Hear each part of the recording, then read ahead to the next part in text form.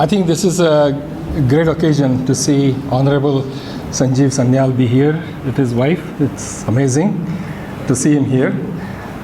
We will miss him at the time of inauguration, but I think this is almost like that, isn't it? I would call it soft opening, let's put it that way. And getting his blessing is more important.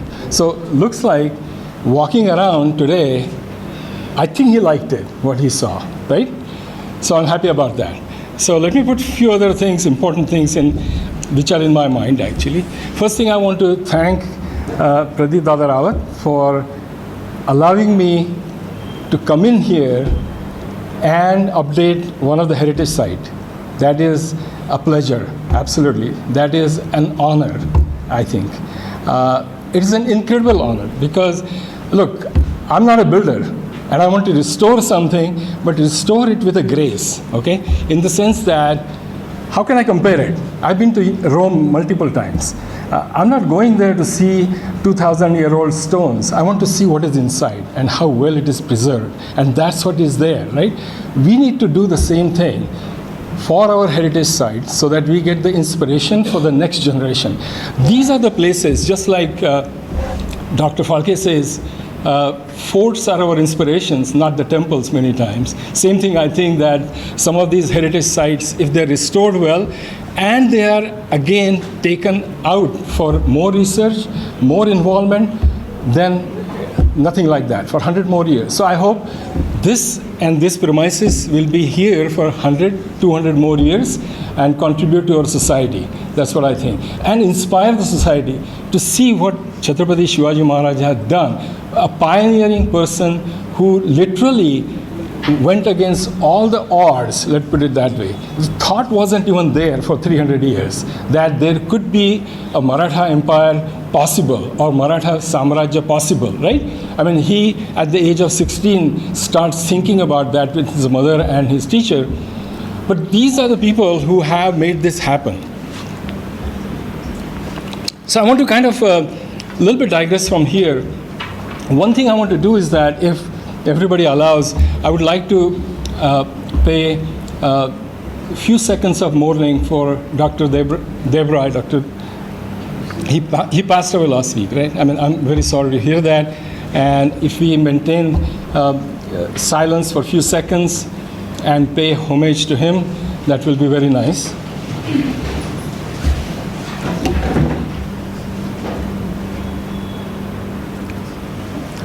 Thank you very much.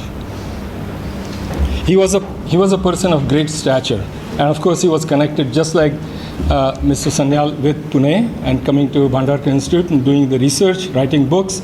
So we will all miss him actually. Talking about this particular heritage site and renovation of that, I have several thoughts starting from beginning. Several years actually I've been thinking about places like that actually.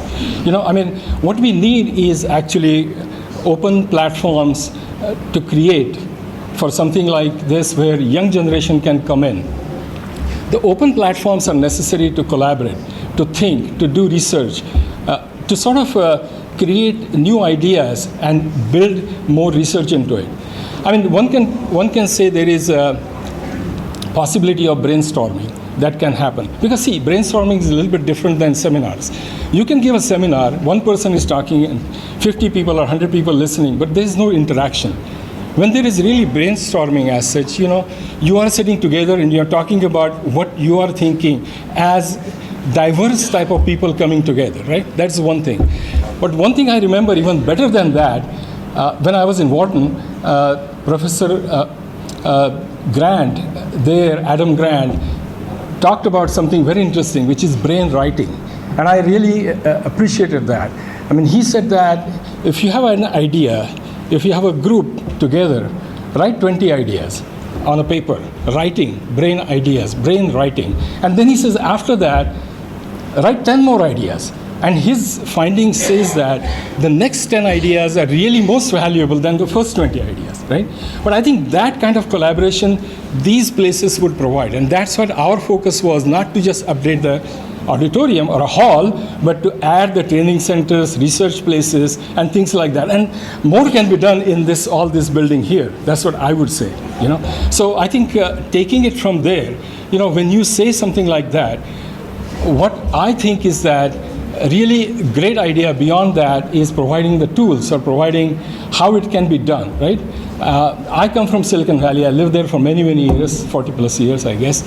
Although, and I'm in IT, so some of the things that we have done for last 10, 15 years is something like hackathons, for example. Some of you might know what is hackathon is, which is actually getting the groups of young people or whoever has a business idea or an idea, call them up and ask them to come Friday evening in a place, stay Friday night, full Saturday, full Sunday, and go home on Monday morning. And these teams are actually going to build that product which is disruptive, which they are thinking completely different. And that is a hackathon that goes on in many places now, not here. Why not to bring something like that here? You know, the idea there is that you can call something different, but the idea is that you provide a place, you provide the meals, you provide the mentors or gurus or judges, and then that creates really a nice idea to come to fruition as such, you know. So that is one of the thought there. But I would say even going beyond that, right? Let's look into the modern times. What we have right now on TV that you have seen is Shark Tank. Look, I mean, people go to Shark Tank and ask for funding and they fight about it. Why don't we create a place, something like that, a forum like that, where researchers come, where they research ideas, okay, in front of judges who have money, of course, and who want to spend money, not too much. Here we are looking at 2 lakh rupees, 5 lakh rupees, 10 lakh rupees, and present to them. It's like a Shark Tank idea. You are motivated, you are challenged, and you want to do something different, really, you know. So I can keep on going like this, right? I have a lot of ideas about things, how it can be used. But one of the things I really want to end my small conversation is about how we need to get a little more digital.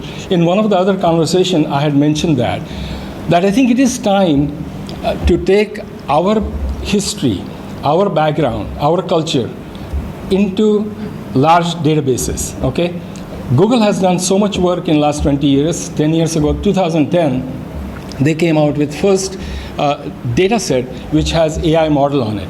Now, taking that AI model, by 2020, OpenAI came out with more algorithms and more AI models and NLP, natural language processing, and neural network, and they built something called GPT, or we call it Chat GPT as such, right?